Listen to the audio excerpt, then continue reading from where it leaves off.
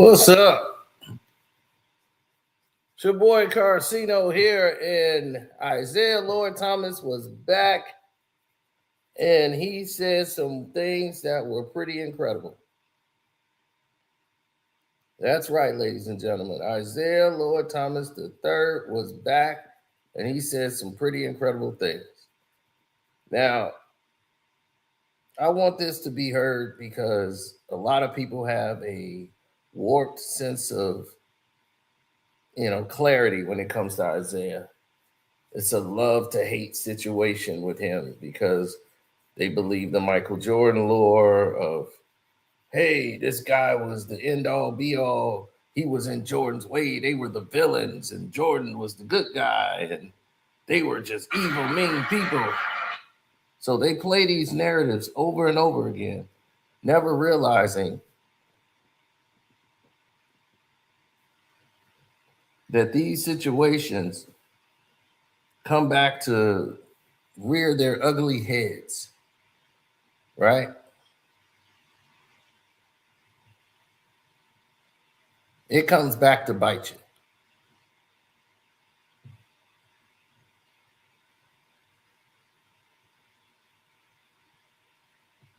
Oh yeah, full circle.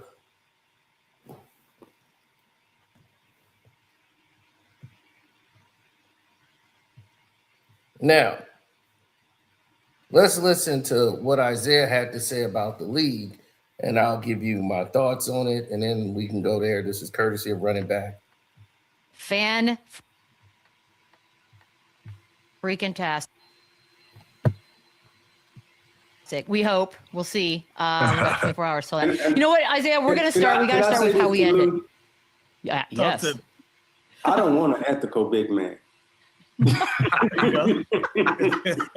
with Boogie. I knew you weren't going to like that. Very hard. There you go. Yeah, can we talk about this? Like the idea that Wemby's dirty. Like, what do you think when you hear dirty and Wemby? Excuse me when I say this, and I don't know if I could swear a little bit on this, but let it rip. Wemby has been the victim of some of the dirtiest shit ever. Right? I mean, people are grabbing and holding him. I mean, Shaq took more abuse in our league than any NBA player probably that's ever played. You know, the term hack-a-Shaq, right? Mm-hmm. That means you get to hit him, foul him, and they labeled it, it's okay to hack a Shaq, right? Now, as a person, it ain't never okay to hit me and foul me hard. I'm not taking that shit, right? Mm-hmm. Shaq's demeanor was, okay, he took it. Now with Wemby, we are allowing people to grab him, hold him, knock him down. I mean, they literally got him like locked up like this. Now, his demeanor, you know, they lucky he hasn't turned around and popped one of them in the face real quick because, you know, big men, normally you don't get to be this aggressive with them without them having the ability to retaliate back, hold their temper and all of that. I give Shaq the most credit of any NBA player who's ever played because he was able to control it a little bit, but then when it got out of control, he let you know because he would put his hands on you. Wemby ain't put his hands on nobody yet. You know, he mushed Jalen, Brunson in the face. Yeah, he did. But, lucky for us little guys, the big guys, they'll just mush us in the face. They won't hit us in the face. So, I give Wemby a lot of credit for his temperament right now. So he brought up a very big point, and that was a very good point because Wemby was being misused or underutilized in the paint. And it's because they were holding him and they were allowed to. Why was that allowed to take place? Why would they allow such a thing to happen?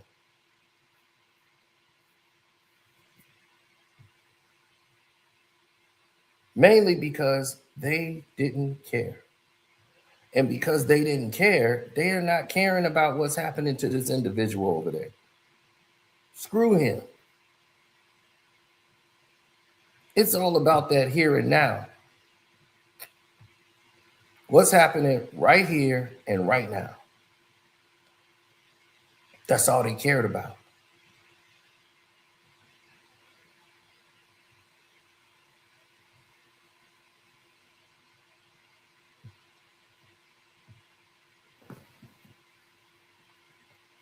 So their agenda was the New York Knicks.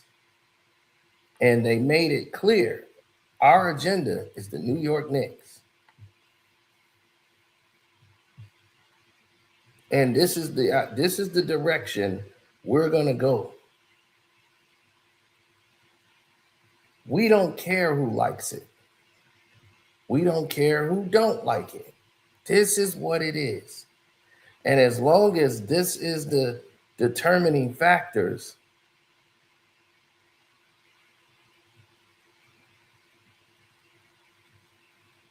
we're going to keep that in-house.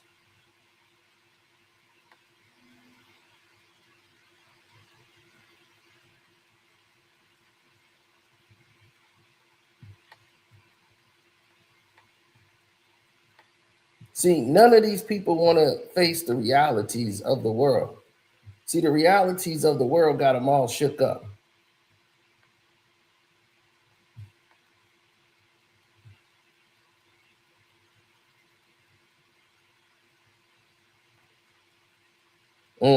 Yeah, everybody's lying. It's like WWE, they don't care to hide it from you anymore.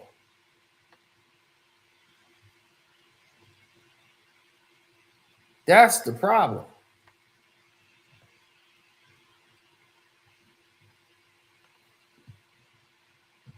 No one seems to want to say, hey, you know, I shouldn't be thinking like this, because they don't want to hide it anymore.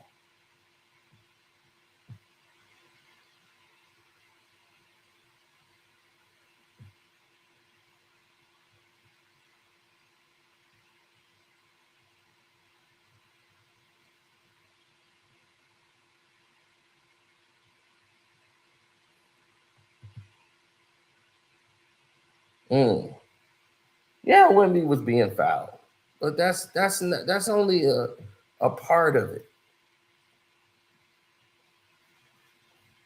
You feel me? That's only a part.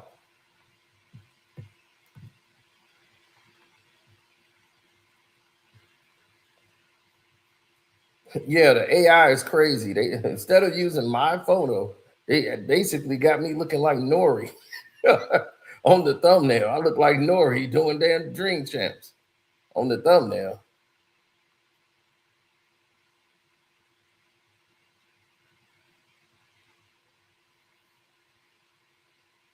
Isiah Thomas is just speaking the truth. And that's something that's not popular these days. People don't like to hear the truth. They want to be lied to. Like, let me live in the lie.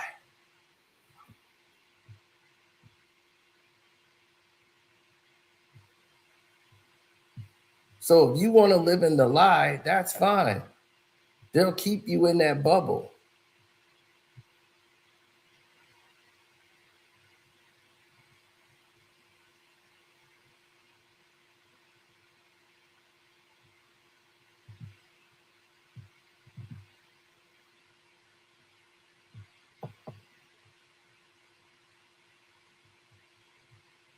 They don't want anyone out there thinking or doing something that would go against the grain.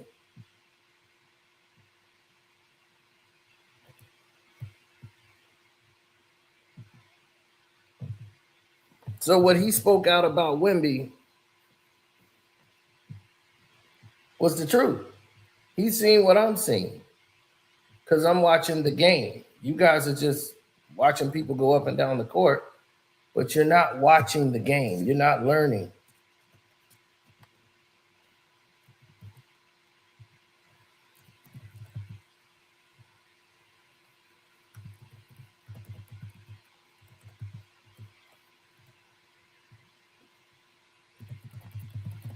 Well, that's because others have a problem identifying Other people have a problem identifying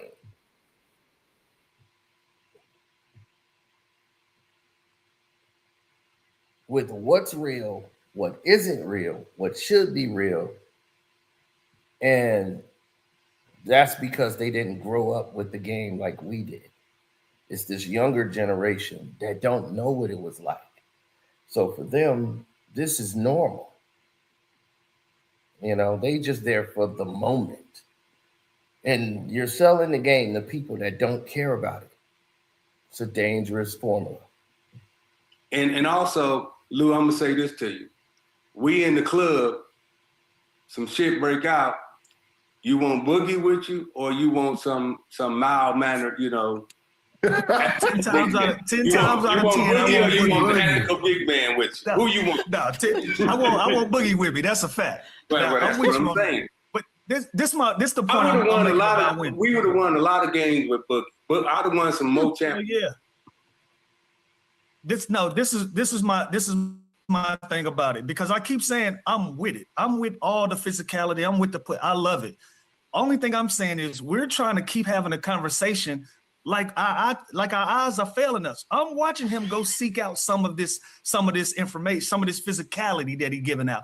I'm watching him go put his shoulder in somebody, elbow somebody, push Jalen Brunson with two hands. And all I'm saying is stop acting like he's just all peace.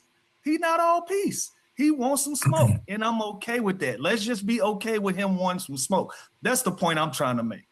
And my question to you, Lou, is coming into the playoffs.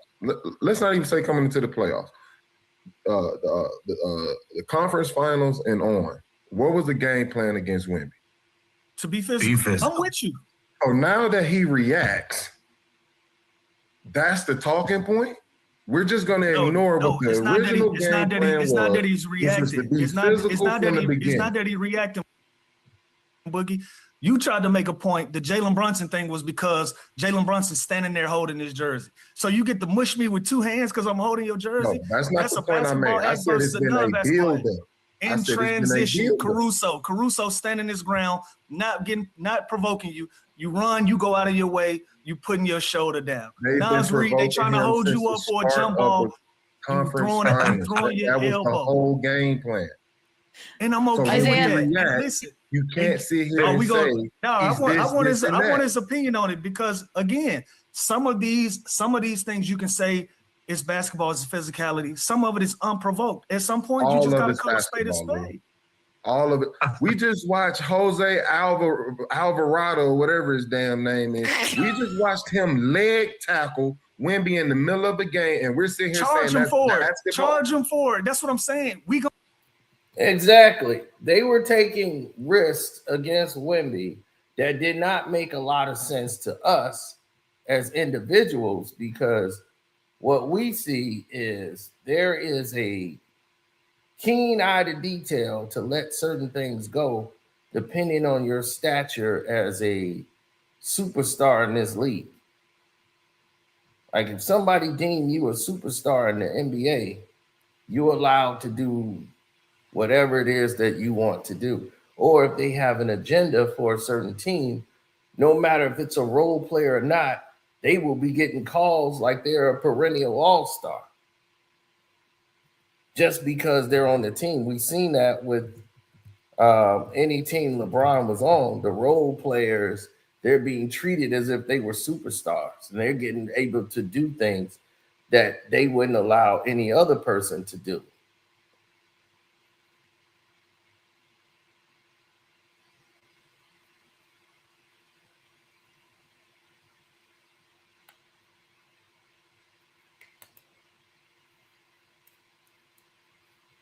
Well, it set a bad precedence because now these guys believe they're better than what they actually are.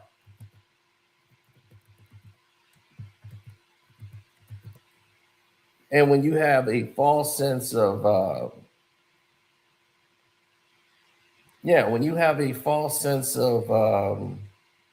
pretty much clarity about what's supposed to happen or what should happen in said scenarios of the game, and when it's broken down to its finest, element in points. What you're running up against is the NBA's agenda versus everybody else in the world.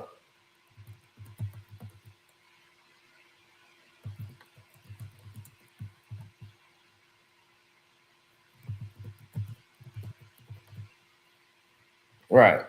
The consensus wants to hate the Pistons. All the people want to hate the bad boy Pistons because of Michael Jordan, even though that created the lore of Jordan. Jordan had to beat the Pistons. That's their only storyline with Michael. That's their only storyline with Michael Jordan is he was getting beat up by the Pistons. Him and the Bulls, they started lifting weights. They got strong. And they said, you're not going to bully us no more. And they stood up to the bullies. And then they won 6 straight championships. It's the storyline. They want to sell you this crap over and over again.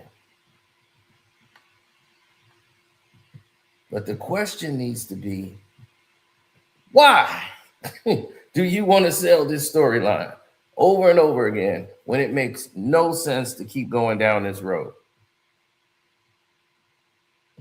We're gonna charge Alvarado. We're gonna charge Hart. But when they come to we Wemby, cheered him he's on, defending talking himself. about Wemby- Charge everybody. But when Wemby reacts, he's dirty. We all in tackling the the guy's same leg in pocket. basketball. Basketball go both ways, right? Exactly. And when you talk about being physical, we can't say, oh, this is good and this is bad. Exactly. If everyone gets to play by the point. same rules, the same consistency, the same officiating, that's what we're looking for. So, and again, I'm gonna give the big guys a whole lot of credit in this league historically because they have always been a little lenient with us as small men, Lou. Whenever we try to get physical with them, they kind of laugh it off like, oh, little boy, get on out of here, right?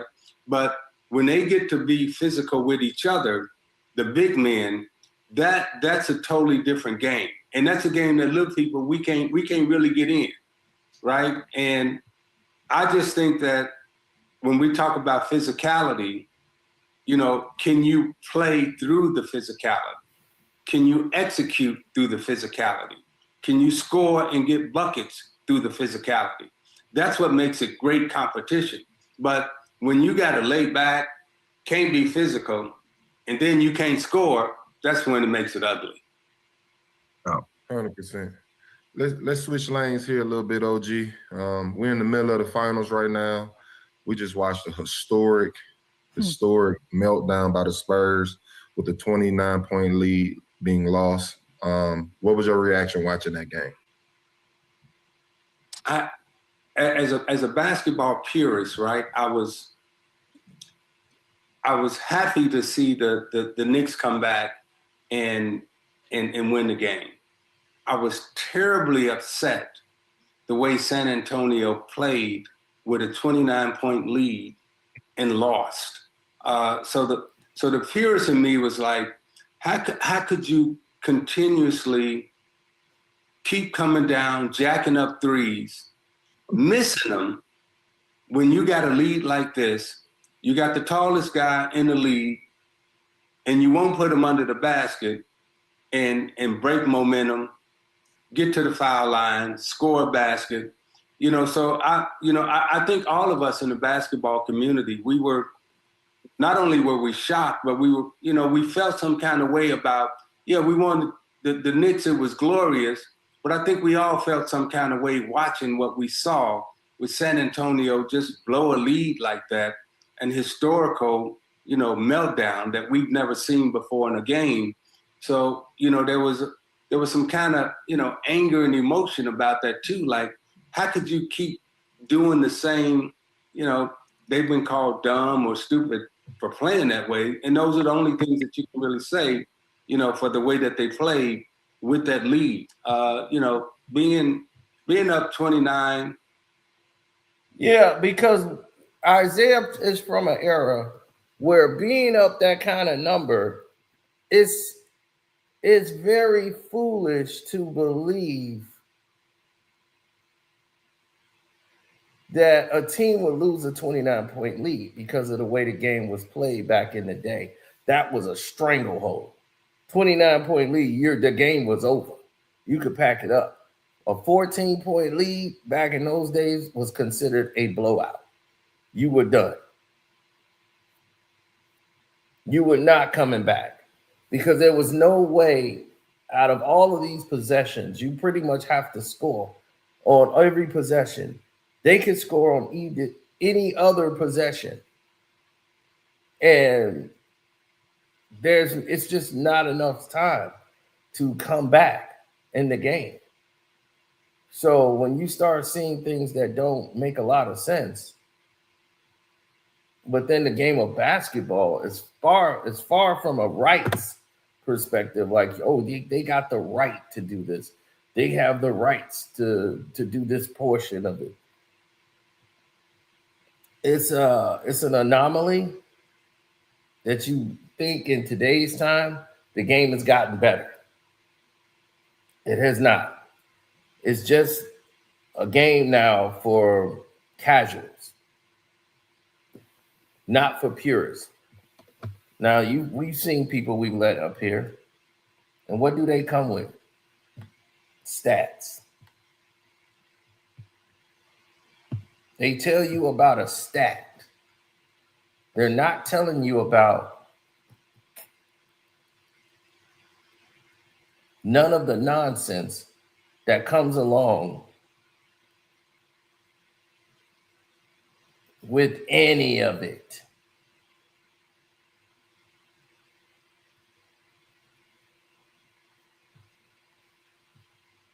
They'd be like, oh, he had 45. Oh, he had 30, and he took 32 shots to get 30. They're not telling you that. The efficiency is off, way below standards. But it doesn't matter, as long as you got stats.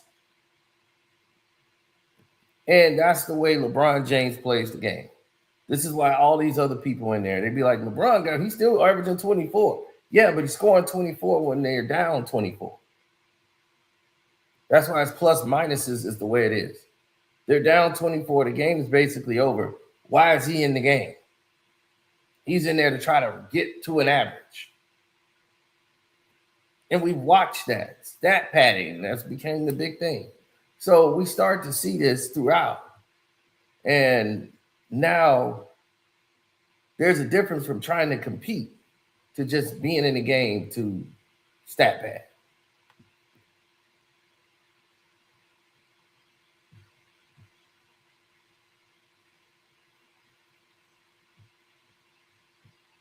So what Isaiah's saying here was correct. Folding like that, historically watching a meltdown, but also historically watching a comeback, I think all of us in the basketball world were torn by it. Yeah, we were torn by that game because it was a lot of corruption. It exposed a lot about the league, and it was not in a good way.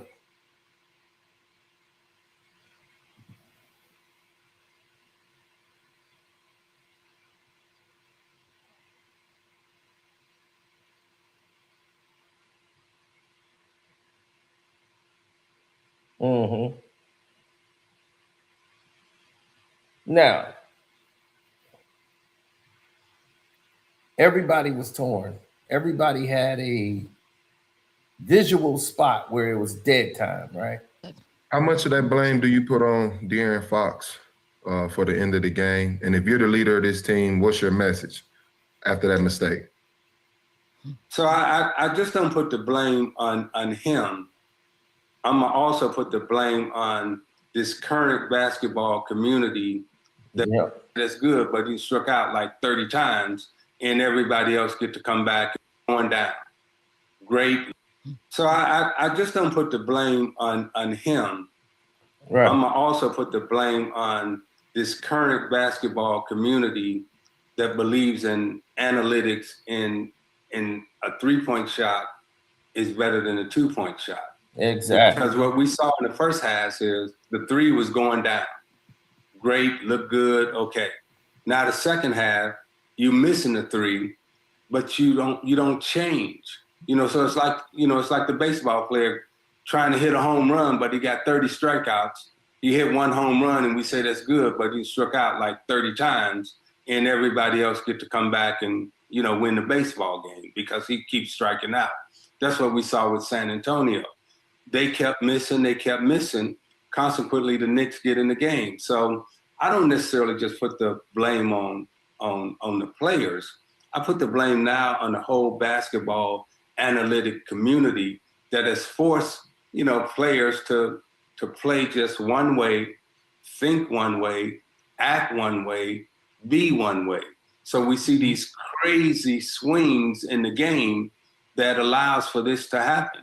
So that is correct. So it's not just shooting a bunch of threes.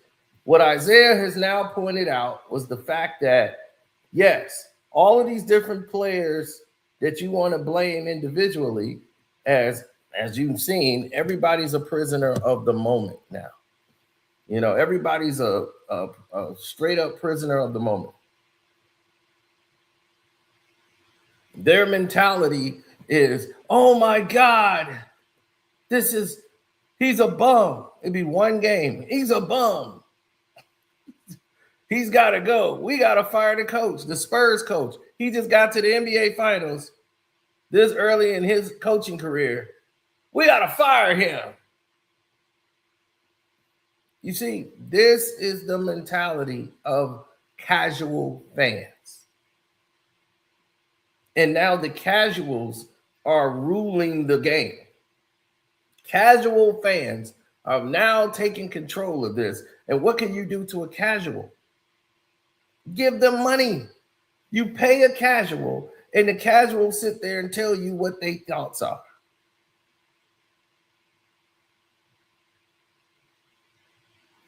It's complete insanity.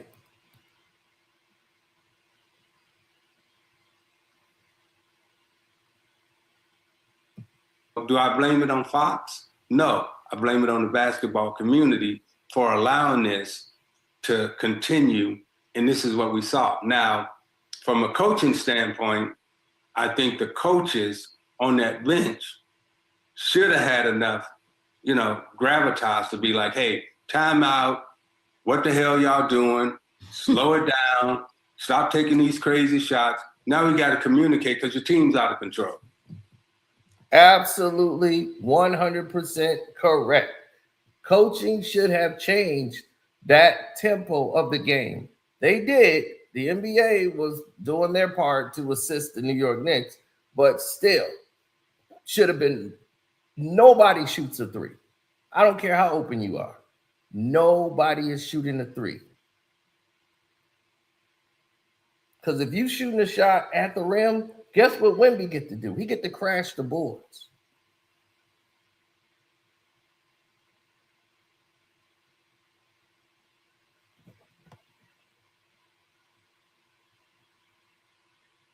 They had so many turnovers that was communication problems. Should have never happened in a game. But let's go. Yeah, so let me ask you this then, Zeke. 4 double-digit leads. You're coming off a devastating 29-point comeback. If you're coaching the Spurs, what's your message to this team going into Game 5? Well, your belief is shaken now. And here's why, because you've had double-digit leads in every single game. Now, there's a pattern that has occurred, and all of you know as former players, the pattern is, hey, this team will give up big leads. So if they get up 20 on you, they get up, 30 on you, don't in the huddle, and as players competing against them, we are saying, hey, man, don't worry about that. They will blow a lead. They will do something stupid to give us back the game, right? So we don't worry about San Antonio now getting big leads because the pattern from 1, 2, 3 to 4 has shown that this team will give up a big lead. So as a coach, you got to come in and try to figure out how do you get your team to stay confident because they've given up these big leads. They've lost in a historical fashion. Now, how do you get them to continue to believe that what they're doing is successful when they're down 3-1. So your belief system right now is really shaky, and that coach has got to be able to instill belief back into those players. 100%. It'll be interesting to see how such a young team bounces back from that. But on the Knicks side, Isaiah Cat was great the first 2 games. A lot of talk that he was the best player on the floor. How it kind of shifted to OG, Jalen Brown. Well, here's the thing. It doesn't matter what you do on the floor. It's all about the agenda. The agenda was to give Brunson the MVP. No matter, even though he hasn't played but one good game in the entire fight, we got to give it to him because, he's the face. So OG and all the work that he's done on both ends of the ball. Cat in the first 2 games was good, but then they put clamps on him because they need Brunson to be the star. We can't have this argument. We seen Steph Curry win Finals MVP, and they gave it to Kevin Durant. We've seen, so Finals MVP is who the NBA wants to give it to. Okay, we saw Andre Iguodala get it and not Steph Curry when they won the championship because the whole thing was we can't have Steph Curry be the end-all, be-all and win all the awards. We got to make an anomaly because it's taking away light from LeBron. And Cat.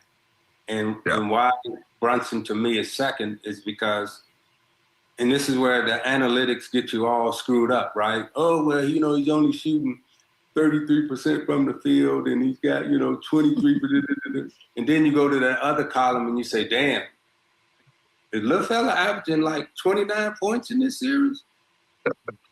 Wait. Yeah. Check out, right? He's averaging, is it 28 or 29? He just dropped to 35. And I think before that, he was averaging 27. But you're going to talk to me about, well, he's only shooting 32% from the field and 23% from the blazers. Yeah. But the MF is averaging 30 in the series. Lou Will. Yeah, I don't care how many shots. Look, Zeke, this is where I disagree with Isiah Thomas. This is now where we go apart. Yes, I can understand some people have a bad shooting night, right? And they're doing what they can to help the team. Kobe in Game 7 against the Celtics. He just couldn't get a shot to go down. He was so fired up, he couldn't relax enough to get his shot down. But down the stretch, he made the shots that count, right? We understand that element of the game. The problem about what Brunson was doing was his shot selection and everything that they were doing, it was off turnovers, it was off everything else. And he put up 29. But he wasn't the key factor. It was the fact that he needed to move the ball around. See, if Isiah Thomas has a poor, efficient shooting night, he's going to threaten the needle. He's going to hurt you in other ways. He's going to find Joe Dumars. He's going to find the open guy. He'll find Buda Edwards. He's going to find Lambert. He will hurt you in another area that you couldn't adjust to, that needs to be exploited. Vinny Johnson got it going. VJ going to come off the bench. Or if Isaiah got it going, he'll come off the point and say, Joe, you run the point. Catch me on curls. And Isaiah is popping out on curls and catching the ball and basically gone to a 2-guard at this point. They have done this considerably. And he's looking like, but the guy's got like 29 down that stretch when they count. They don't be coming back from behind with a lot of assistance from the NBA. So we can't ignore that part of the element. Can't ignore the NBA part. I don't care. He's taking 26 shots. He's putting up 30 a game. What are we doing here? What are we talking about? Right? So, and the defense is geared towards stopping him. Every defensive possession, they trying to stop Brunson from scoring, and he's getting off at his size, doing it, left hand, right hand, 3-point shot. They're giving you everything you want But yeah, you talking about where, shooting 32%, 20%. And then you go to that other column, and he's averaging 29. Let me ask you, stop. Is it 6'3" and under? What is considered a small guard in your opinion? I want to be 6'3". So I'm gonna say 6'3" and under, right? Okay. And here's where it separates. Curry did it at 6'3", more or less shooting, scoring. Brunson and I, if Brunson becomes a champion, right, we did it scoring and assisting, right? And I take Magic and I put him in the freak category at 6'9", because, that, and then he had Kareem. So listen, Brunson and you did not do the same thing.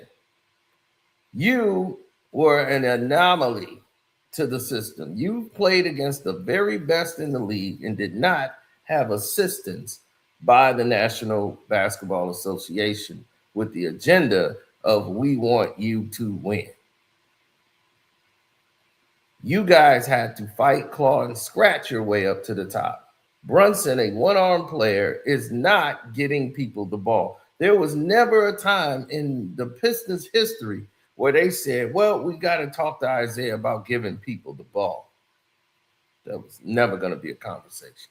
So you guys are nothing alike. Nothing alike, Zeke. I understand you want to get a guy some props. Hey, too bad. He's a nice guy. That's about all I can say about Brunson. Is so far he's a nice guy. Like he don't relish all of the things that they try to put on him. He's not embraced all of that and let his ego get crazy and make him feel like he's a superstar. He knows what he is. So for that, I give him kudos because he's not drinking the Kool-Aid that they keep pouring on him. If this was LeBron, LeBron would have been drunk the Kool-Aid pitch and made another pitch. So Brunson is not like LeBron in that aspect. He's cool being lowbrow and living in reality.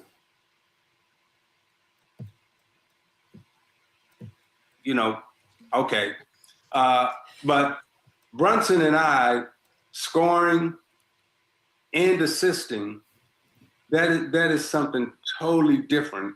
And that's why it's so unique in terms of what you're watching, because he can assist and then he scores. Curry was more just a scorer. So there are two different ways of doing it. Very incorrect. Steph Curry was assisting also. Steph Curry was also rebounding.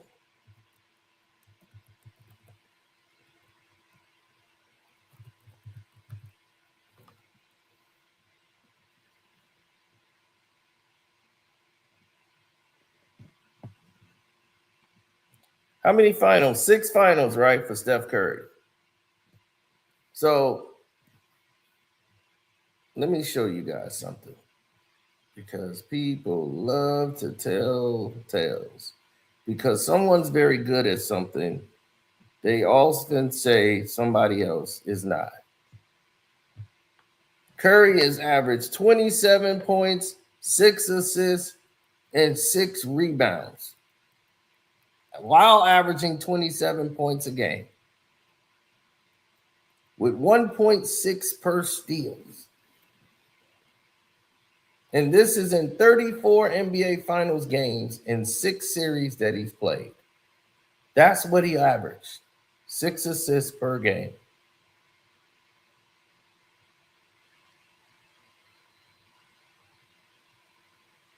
Shooting 43 from the field, 39 for 3, 91% from the free throw line.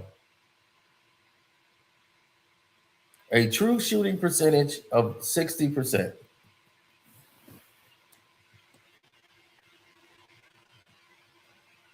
Not the same.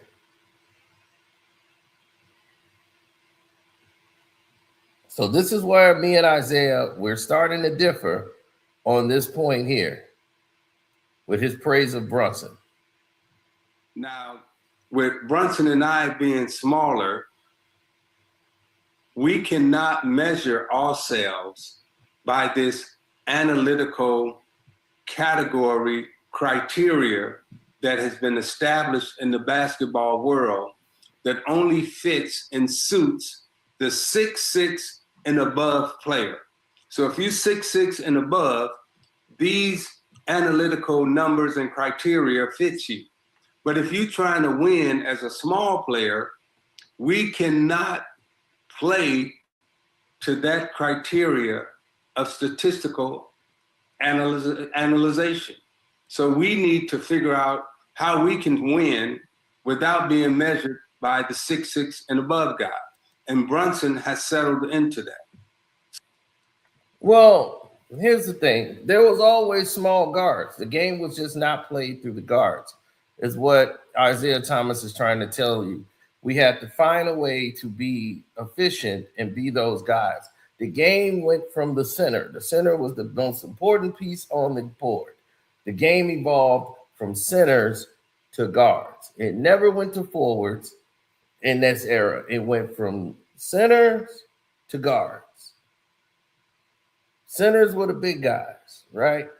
Then kind of the forward slash, big guard like Magic Bird, Moses Malone, Dr. J, even though he's a guard, but he's really a forward, is what they really put him as. So these were the slash guys that they started to build the league around, tall, bigger guards that like Magic. It was like, we need him like Magic, a guy that's 6'8", 6'9". So they're looking at big guards. So the little guys never had a chance. And then you have Isiah come through, and then little guys were able to get opportunities because they say, hey, we could be missing out on the next Isiah Thomas. And these guys started to flood the NBA. That's how you saw Spud Webb. That's how you got to see Muggsy Bogues. Like, oh, he's like an Isiah Thomas. A little guy can lead the team.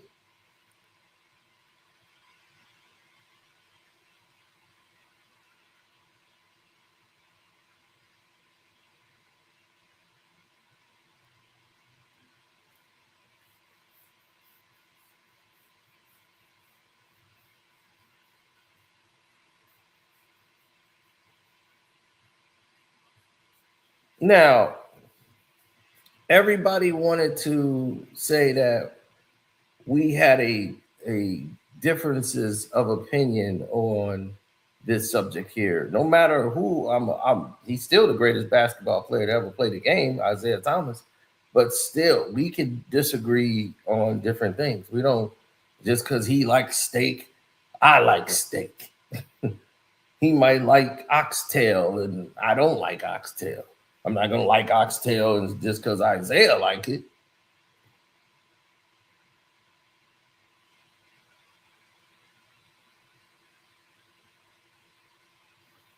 Now, when you start looking at the overall picture and saying, oh, well,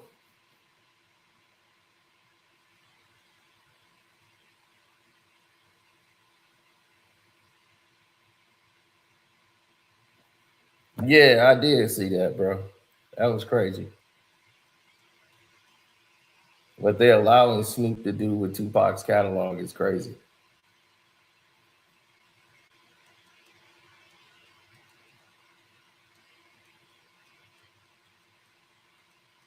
Now,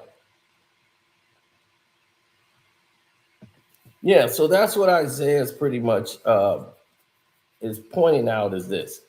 They weren't going to do it from the wings perspective. Like the 6'6" guy was normally the two guy that's on the wings.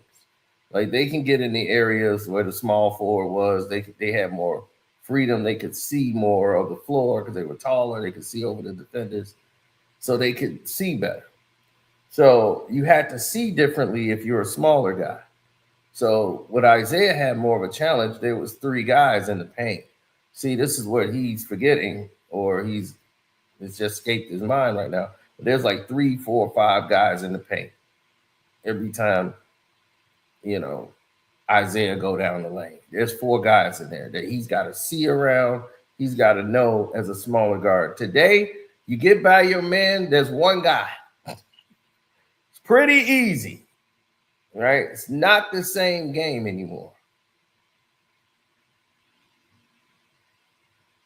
And I had to try to explain this to Lo yesterday, but I didn't have a lot of time with him because, you know, this was not something he wanted to do.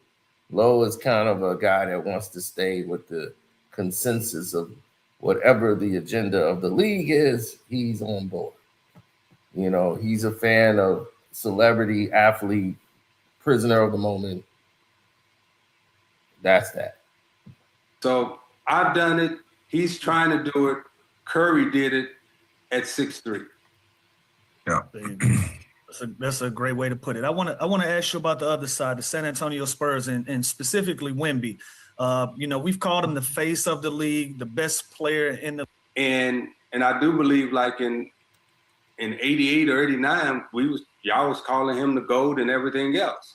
And we jumped the gun when Kareem was dominating the league, and then MJ came along.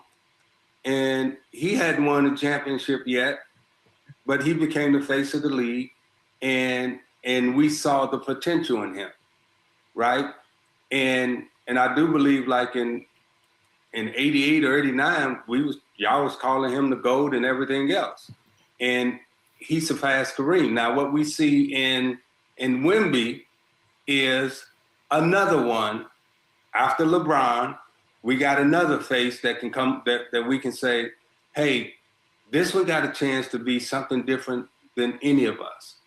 Jordan had a chance to be something different than any of us. So we saw that, hey, man, he could possibly be the best one to ever do this.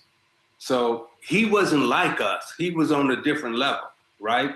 And then LeBron James came along. In y'all era, all of y'all knew, like, LeBron won. He was on a different level than y'all, right? So he became the face. And then now with Wemby coming, you're looking at Wemby and you're saying, he ain't like no other big man we've ever seen. We've never seen a big man like this. So consequently, we get to say, face of the league, he's going to be the one, and it's all legit. Now, what makes him even more special is he's an international player. And Boogie and I was just in India, so we got a great feel for the international stage right now. Wemby being an international player, the league trying to be global or has gone global, it only inspires more players around the world to try to pick up this game. So I'm giving it to him, face of the league. Isiah, I want to ask you this too, because we had. So right now, Wemby is the new face of the league, and comes along with this face of the league is why is the NBA doing this? Because they're getting a lot of money from France. As they're getting ready to start a Euro League. Everything I've told you has come true. I told you they were going to start to build and build fast. People say, well, why did they get Fox? They got Fox to fast track Wemby's progression. They was like, but they drafted Dylan Harper. Dylan Harper was supposed to be their future. They just like Tatum and Brown, they had no idea that these guys would be this productive right off the gate. Some players need time to develop. Dylan Harper was good in his role immediately. He was good enough to where you could bench Harrison Barnes for the rest of the NBA Finals and said, we're going to play the young kid, Dylan Harper, because he's great on both sides of the ball. We can't be without him on the floor. So Fox was brought in at $50 million per year for the next 2 years on his deal, so that they would have a guy that had some experience who could shoot. And at that time, they needed that to help Wemby out.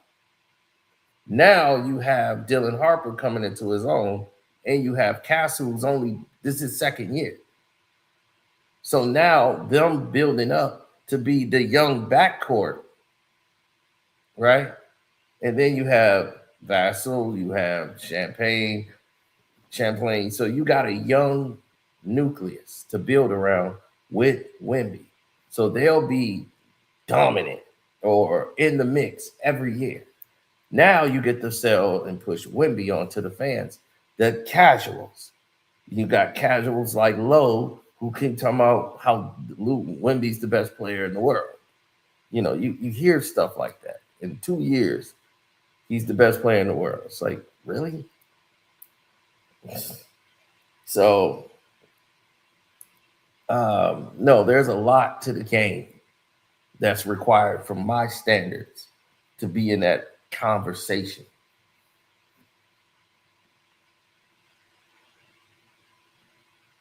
Right. So if you don't have that development, you don't have that aspect, you're not going to make it to the level where everyone else assume you should be. 3 former players from your generation in the last couple of weeks give their top 5 of all time. And I know everyone's list is different. Everyone has a different GOAT. None of them had LeBron James in their top 5. Like, what is the disconnect there between LeBron and these guys? Because I don't get it. Jealousy, envy. I'm like, not top 5. Give me a No. On the real, you know, y'all know I don't mess around, right? I'm calling it out. Guys are jealous. They get envious. Y'all bring them on the show, then they want to talk about, you know, what they did or what somebody else, and then they intentionally ignore the obvious, right? And when you intentionally ignore the obvious, then it has to come back to some jealousy or envy or just some straight up BS. Now, this man got every basketball record on the books, and he ain't in your top 5. You full of shit. Totally agree. This is where I disagree with Isiah Lord Thomas III. This is good for him in his aspect because LeBron would love this type of praise on him. But I know I know the real reason behind this. This is strategic, mental game. Because long as he keeps saying that, and the longest the people keep going with it, it's erasing the legacy of Jordan. It's tarnishing, it's pissing him off. Jordan legacy 1 is never going to be erased. Okay, nobody in the world is going to buy that. LeBron's better than Jordan. That's out. LeBron will be forgotten in the moment he retires. Jordan will live on in infamy forever. But this is to piss off Mike. Because it bothers Mike. Because he knows LeBron is inferior. Now, he just spoke earlier, Isiah, about people looking at stats. And that it's more than what's on the stat sheet. People going off stats. Now he's using the stats to legitify LeBron James in the same interview. So now you contradicted yourself, Zeke, in this whole interview. You can't have it both ways. It's got to be one or the other. Either the stats mean something or they don't. Now, here's the thing. LeBron James is not in the top 5 because he's not in the top 5 era. If you're comparing him to the top players in the NBA, LeBron James is not even in the top 1,000. In my opinion, you might could put him in there, but I can go back to the beginning of the game. Would he be better than Wilt? No. Was he better than Dominique Wilkins? No. He wasn't better than Sean Kemp.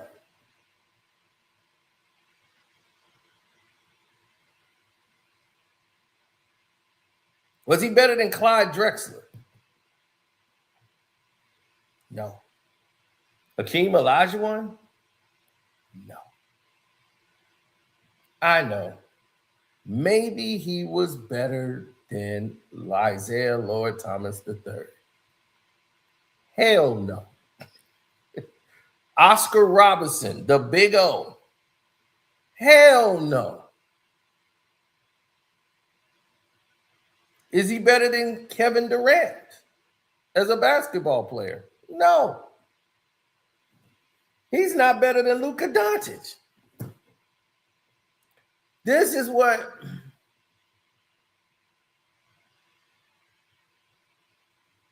we haven't even got to Magic. We ain't even got to Steph Curry. We haven't gotten to all of these players are better than LeBron James as a basketball player. We didn't even mention Kobe, Jordan, like we could go down the list. LeBron James is not top 5. Period. If you want to say he's the greatest statistical player, yeah, because he's playing for stats. If that's what you played the game for, if you play long enough, you should have all the records. He's played 23 years. He should have been number 1 in rebounds, number 1 in assists, number 1 in scoring. Why doesn't he have those records? The people who are number 1 in there, he got about 10 years more playing than them. And they got the records.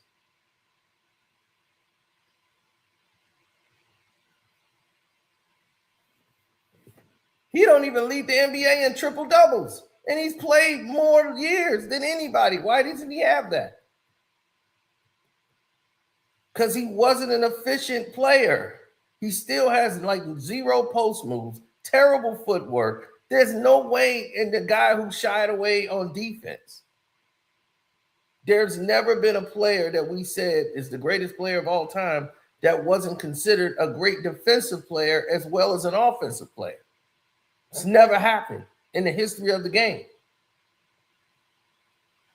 Now that we want to say it's LeBron, we have to omit defense. It's crazy. It's crazy. It's mad crazy. And to put him at top 5 is an insult to the game because he damn sure wasn't better than Barkley or Karl Malone. What are we doing here? Sir Charles? No way he wasn't.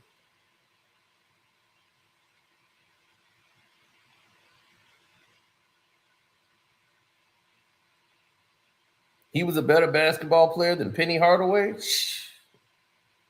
No, he wasn't. No, he wasn't.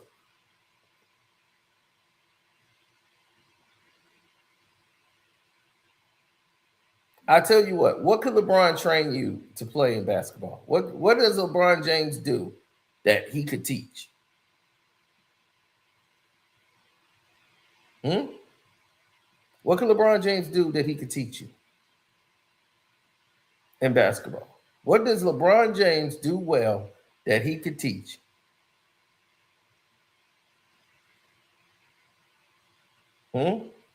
Lower the shoulder and drive somebody down? Nope, because they'll be called for an offensive foul. Shove people off. They allowed him to shove people and not let it be a call. He said flop. Yeah, but they'll call him. They ain't going to buy the flop from anybody else. They only do it for him because he was the face of the league.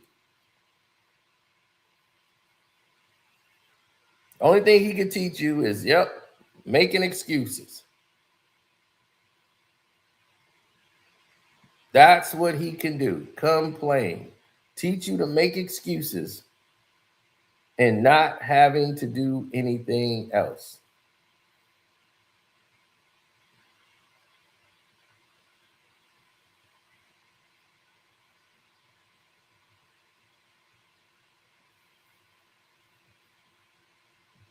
Oh, 100%. I'm playing. Totally. Fair. Simple and plain. I mean, I even agree. That's fair. But by the way, talking about fans really quickly in this one, because 80s, 90s, you guys, there's some ruthless fan bases out there y'all faced on the daily. And we're currently watching this Knicks fan base absolutely lose their minds. They're expected to infiltrate the arena down here in San Antonio once again tomorrow. Make the case whether or not, are they the worst, best? It's funny, depending on what side of the fence you're on, are they the worst or the best fans all around? But what do you make of these New York Knicks fans? I think what we're watching, you got to put them as, some of the best. I think, Detroit, Chicago, Boston, New York. I mean, what we're seeing, New York is on steroids because they're so starved, right? So it's a different kind of, passion that we're seeing. The other fan bases, we do the same tricks. Like our fans, stay at the hotel, pull the hotel alarms, and they didn't throw eggs, they threw coins. That's not nice either. But in Boston, we got the same treatment, and that's part of it, right? That's a part of it. But I think what New York has, it has a hunger and a passion that no other basketball city has, because No, that's not true. Detroit has a more hunger than them and a passion for the game more than these guys. These guys are just idiots. New York fans are just idiots. That is just true. They just go in there, tear up their city. They just want to be 20. It's all these overgrown people trying to dress like the doggone millennials and Gen Zs and YNs. It's ridiculous. New York has lost itself. But Charles Oakley, by the way. Fan. I mean, that's why I'm down. I'm down with you because you. Disagree. I don't want them to win anything at all ever. But we can just. They haven't had it, and we hope they get it, but at the same time, you don't want it to be at the expense of San Antonio losing historically the way they did. Yeah, Isiah, I disagree. I don't want them to win anything at all ever. But we can just disagree on that one. That's totally fine. I agree with you there, Beto. We don't want them winning nothing ever, and they gave it to them, and it's just disgusting, absolutely disgusting. I want them to win. Can I? Well, Charles Oakley, by the way. Fan. I mean, that's why I'm down. I'm down. But at least you let people know. I don't like the sneaky people, and the dirty people who, I'm with you, and then behind your back they stabbing you, And yep. We get a lot of that in the NBA. So when y'all bring these guys on y'all show, call out the BS. Don't let them sit there and talk, crazy, man. Because, Yeah, Lou. Our game needs. It needs. Lou just catching us straight. It needs integrity. I agree, though. It needs all this BS. It's too much. And Exactly. It is too much BS in this league. Tell them, Zeke, there is too much BS in this league. There's no more honor and integrity in the game. Isaiah's telling you the truth. And once you lose that and you keep catering to these millennials, they don't care. They're going to go from this to doggone video game app right after this. They don't care about the game. They're not rewatching plays. They just want to go over a highlight and be like, oh, look, man, he goated him. This is who you cater your game to people that don't care about it. And the people that care about it, you say, oh, piss on them. We're going with this generation. This generation ain't going to get you any money. That generation does not care. Once the Knicks won, they going right back to doing the same goofy shit they've been doing before then. Doing TikTok dances and shit. They don't care about this league. And now we got to sit around and watch this inferior product that you didn't put in front of us trying to appease them. Lou, Chandler, Boogie, y'all know exactly what I'm saying here. It's a 100%. Lot of guys that just so full of BS. Y'all bring them on these shows and they just talk straight garbage. And then they walk right off the show and they have a totally different opinion. Yeah, I agree. I don't like that, by the way. Can I tell you one thing that sort of it bums me out a lot is the Charles Oakley situation, that he's been banned from the Garden, which is absolute immature insanity. But he's still out there throwing watch parties down in Atlanta. I heard him just this morning on the radio, bought tickets to the game for tomorrow. He'll be here in San Antonio for Game 5. Like, he still lives and breathes. What do we make of the fact that, come on, man, lift the ban on Charles Oakley, for goodness sake? Oakley, and when we say above our pay grade, Vito, this is above our pay grade. It's different when you have a problem with the player. We can work that out. But when you got a problem with the owner, that's on another level. It's never going to get. Right. Zeke, because Zeke don't give a two damns about no Charles Oakley. Two damns about Oak. Because Oak he's a Michael Jordan kiss ass. So once he does that, you know, that's the case. Plus, Zeke knows things. Zeke knows some things that I know, and I know Zeke know, and Zeke is being real nice to you, Oak. Real nice.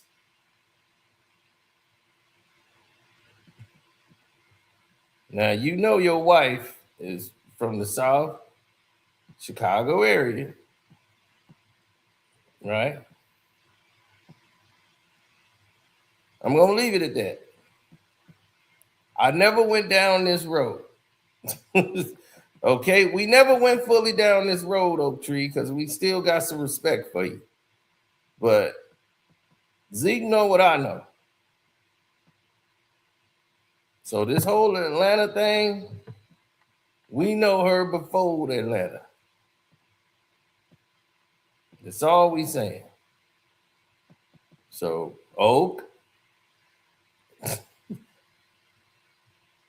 be nice. This is why I left it alone.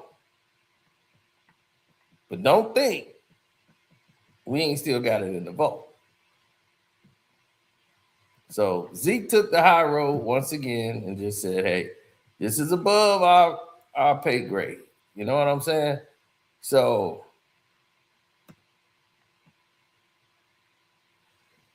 I was going to talk about it on the Patreon, but chose not to mention it at all.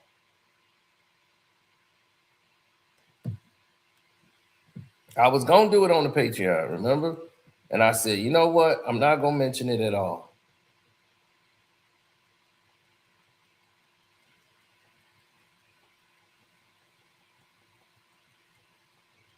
Yeah, because then it becomes something else. Lifted. If they win, it'll never get lifted. No, right? yeah, that's on another level. Man, that's on another level. I hate it. Well, we'll see. OG, who was one of the hardest fan bases you played against back in your day? Boston Celtics. No, it ain't no question. We had to bring our own water because we couldn't order room service. They was pulling the alarms. We had to walk outside 4 a.m. We go into our locker room. You know, the heat was off. I mean, the air conditioning was off. It was heated up. The showers were cold. You know, Boston had all the tricks. Oh, yeah. Yep. Now, see, that's what I'm talking about. Now that's why Boston was the way they were, and they were so dominant. You had to go through hell just to play them in a game. They do everything outside of the game to mess with you.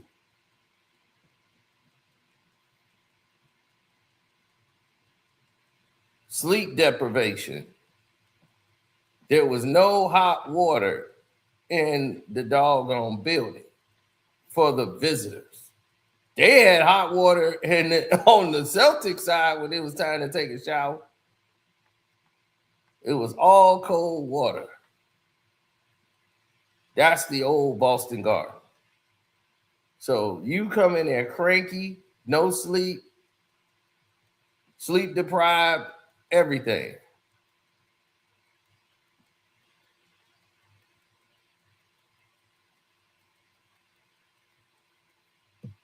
Out on the floor, they calling you every name, mention everything. I mean but it made you want to beat them, and it made you so tough. I mean, they pissed you off, yeah. Well, it just made you want to go into your stuff and get them. You know, like okay, and to beat them in Boston, you know, was like overcoming the biggest obstacle we ever had to face. But they taught us so much. And every time you hear us talk about being a champion, we give so much credit and so much respect to the Boston Celtics for not only beating us, but also teaching us. I mean, we learned along the way, but they were great mentors and teachers, and we never would have become champions. I never would have been a champion without the help of the Boston Celtics. Zeke, like when you would leave Boston after a game, you would fly commercial, and would there be the fans on the same flight as you guys? Dude, when we would try to leave Boston, they would shut the airport down. Logan Airport would not let a flight take off after 10 o'clock if it was the Detroit Pistons. So a lot of times, yes, a lot of times we couldn't get out. So that was part of the thought of, you know, getting your own plane and being able to fly and get back and rest, because Boston had all the tricks and they used them. I mean, this was citywide. That's next level, bro. Wow. I mean, I absolutely loved them for that. I mean, they made it so difficult for us to win, and they did every little trick that they could possibly pull to help them win, and we was writing it all down. Yep. Remember that. Got it. We gonna use this on the next team we play. Right. That's also that. So, yeah, it was real back then. You know what I'm saying? This was real psychological warfare. Now you have everybody, my mental health was disturbed. Oh my God, my mental health again. There goes my mental health.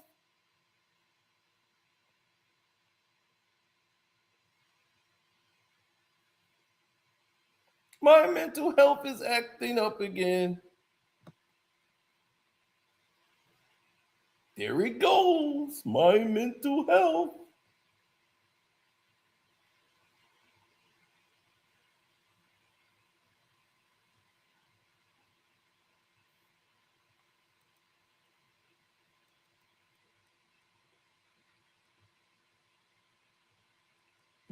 That's where that culture come from. If a team do something, you hear the security guys like, "Hey, write that down." Right there. When they come see us, they got to go through this. That's where okay. 100%. Making it. Your is very nice to play in. You're giving them, you know, tacos and everything else, and free fajitas and all that. Hold on, Isiah. Are you sending me a subliminal message of what I should do? Because I'm getting it. No, I don't send subliminal. I come straight at you. I just told you. No, see, all right, if I get arrested, you're my first call. Call Isiah. That has been my problem over the years. I'm not subtle. So I just, boom, you know, and you know exactly where I'm at and where I stand. I don't play games. No, and I appreciate it very much, by the way. Well, I want to talk real quick. MJ and the NBC. First of all, the MJ and the NBC thing this year was actually comical. I will always think it was comical. People got real excited about it. He was going to do a bunch. But I did like the idea of the NBA just having MJ and other legends. Like, how do you feel about the idea of bringing in more legends and having them be more involved on a more daily basis? Only if they're going to be 100% honest. Thank you. Right there. Only if they're going to be honest. 100% honest. We haven't gotten any honesty here. What have we gotten from the league is deception and lies. Complete lies.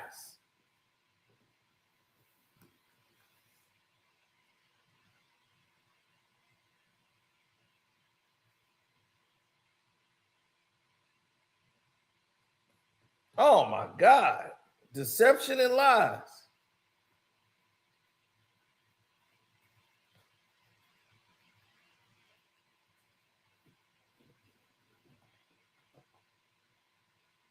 When are they going to be honest?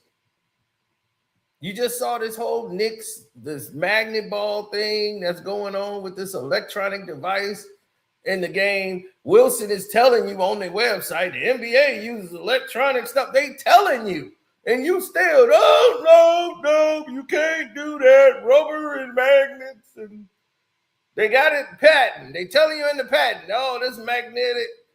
No, I'm not gonna listen. No. I'm like, all right, dog. Just you want to believe in Santa? Don't believe in Santa, dog. I can't. I can't help you.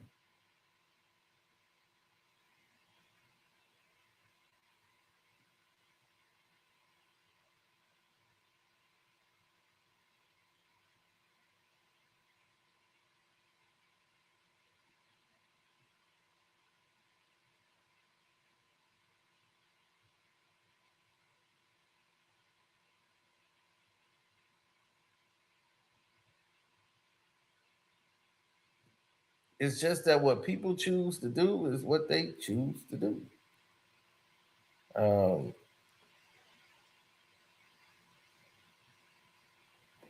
There's never going to be a standard that people are going to be comfortable with when it's like telling them there's no Santa Claus. You tell them and expose to them like this ain't real, and people are trying to manufacture it because they can't get those original feelings. It's like, dude, you will get authentic if you let the game will dictate to you what's authentic. You got Golden State. You didn't create Golden State. Golden State was authentic, and that happened, and you jumped on board. That's what you normally do. You let the game tell you who them guys are. The game will tell you that. Now you want to manufacture it yourself, and then you end up with the goddamn Knicks, an inferior basketball team with a bunch of misfits that wouldn't be shit nowhere else in the league. Josh Hart wasn't shit where he was in New Orleans. Nobody even thought about him, and he's the starting guard. Brunson was a role player in Dallas.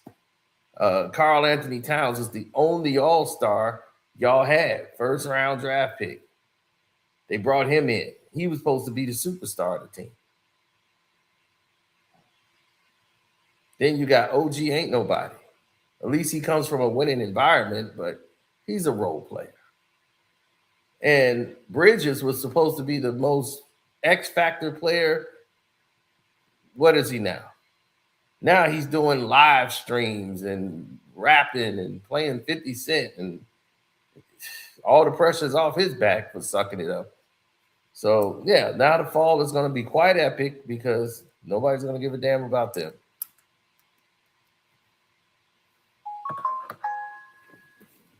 But trying to manufacture it, it's ridiculous.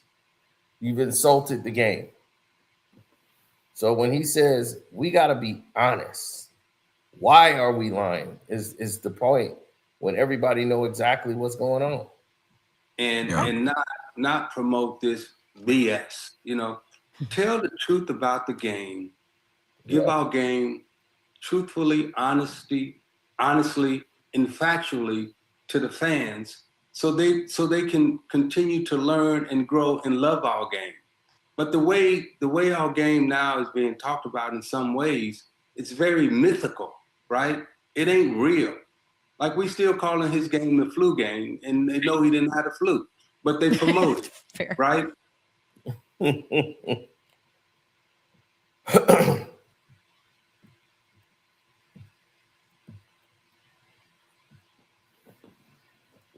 Well, here's the thing. They won't want to say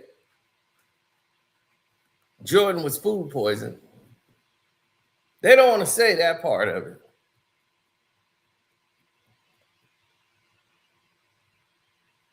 They don't want to say Michael Jordan was food poisoned and what happened in the details of that investigation.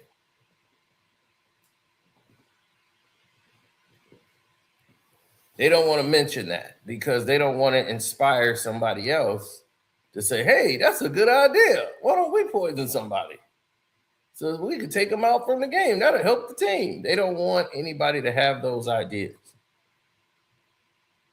Yet the NBA sponsored and promoted a movie, marketed it, gave their licensing rights to a movie that encouraged kidnapping a star player from a team and holding them hostage.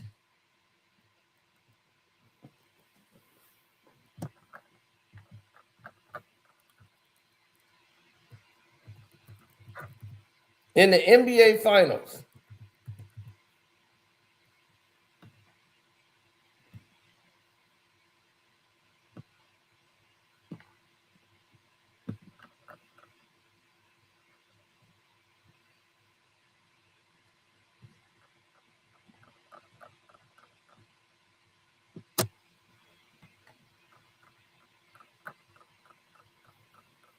Celtic pride.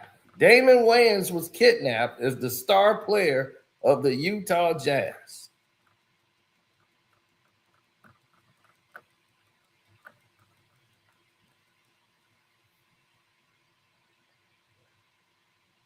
The NBA gave license to this. Larry Bird even makes an appearance in this movie. You have a lot of NBA players making appearances in this film, where two Celtic fans get beside themselves in the NBA Finals, and the guy that's been killing them all series long, the superstar from the Jazz, they go ahead and they kidnap him right before the big deciding game 7. And they're going to hold him hostage.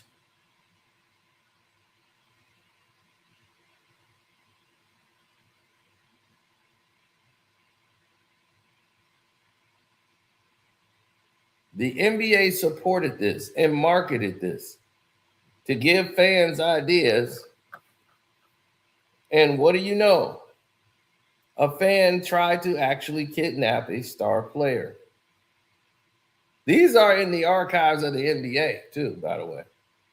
There's been plenty of times fans have tried to kidnap NBA players. Just so the other team could win.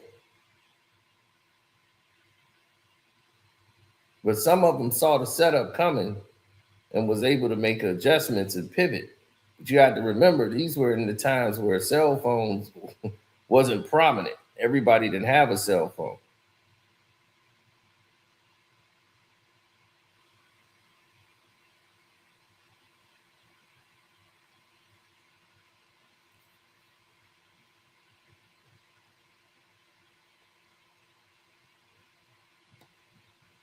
Now,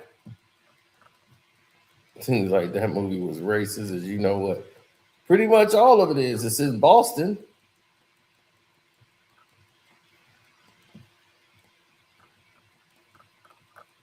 So what Isaiah is bringing up to light is something very simple.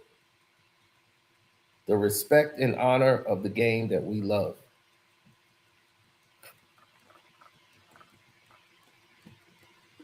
They promote it, and then they historically, get into it, right? I'm just down for honesty. I like that. And telling the truth about what it is that we're seeing.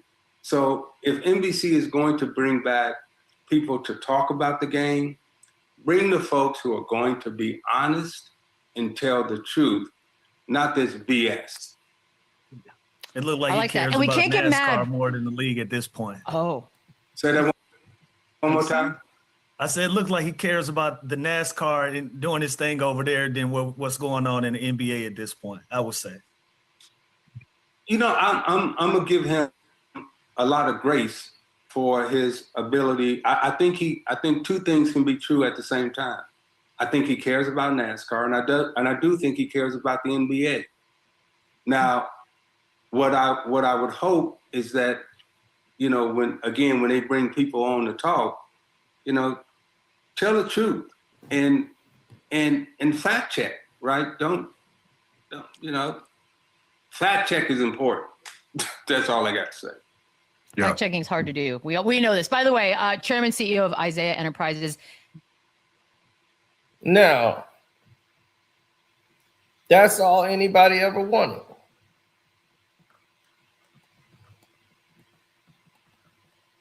Tell the truth. So they're not telling you the truth about this league. They keep lying to you about the league. That's the problem.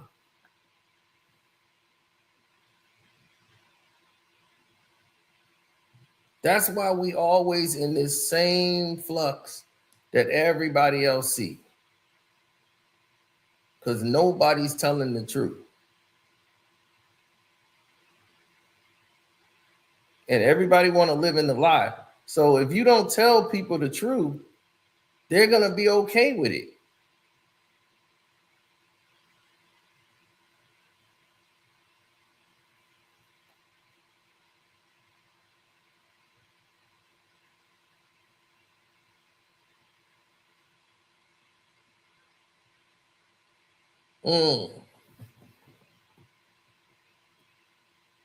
They're going to tell you how this game goes.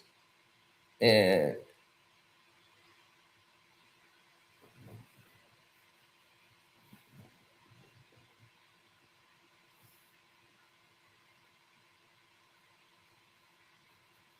dog, come on. They say, why would the NBA do that? Why would they tell the people the truth and say, hey, we got a magnet ball. We're going to lose out on billions of dollars of gambling money? So I don't expect them to be honest.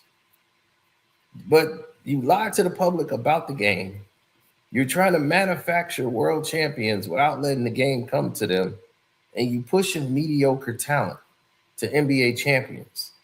That's what I have a problem with.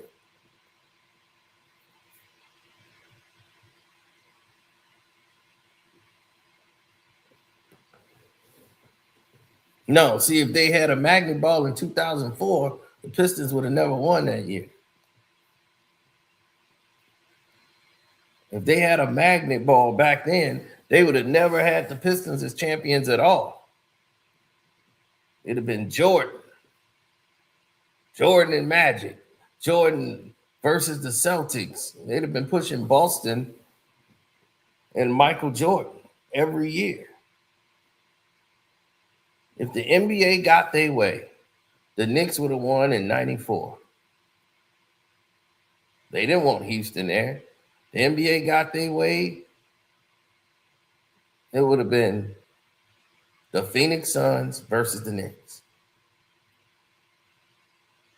The Orlando Magic would have won a championship, not Houston.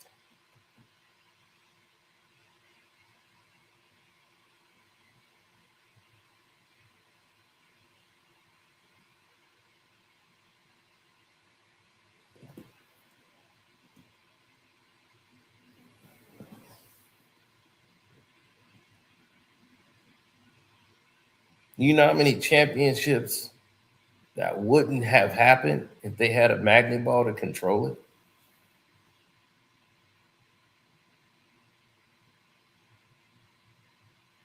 Do you think they wanted to put the New Jersey Nets in the NBA Finals 2 years in a row?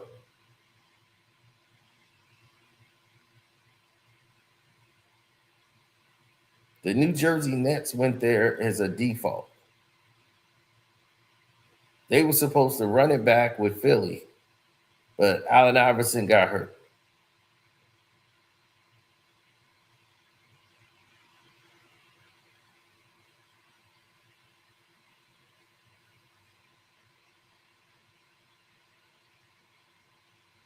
They weren't going to send the Milwaukee Bucks.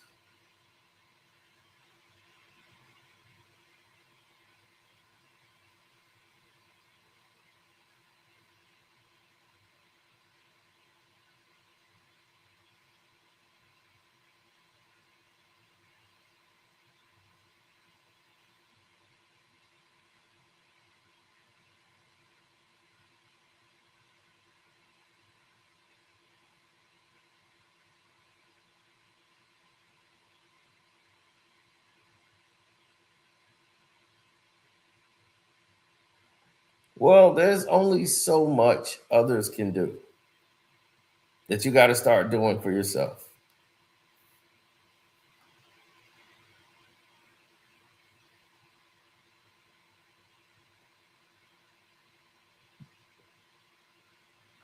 Dude, NBA players are scared to talk about it because, especially if they got pension. If you got a pension, you can't. It's in your bylaws. They pretty much own you for life. Because look, you get medical, your children get free medical, you still get some money from the league for the rest of your life. So now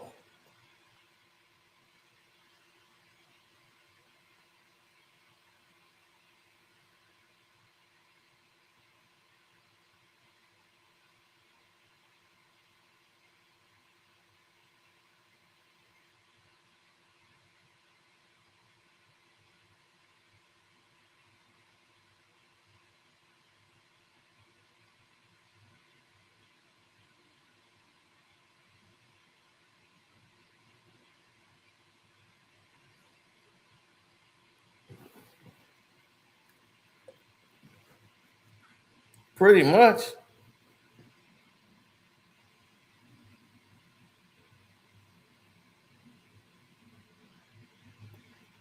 this is why we often have a problem in our said society. What's up, bro? Right. People don't stick to the script. They want to be lied to so much. Let's tell the truth about our game. Let's stop promoting the nonsense. Let's stop marketing the garbage. Let's stop doing the things that are counterproductive to what it is that we do. Because we're not getting better. We're hurting the league by doing it. And that's real spill. I'm out.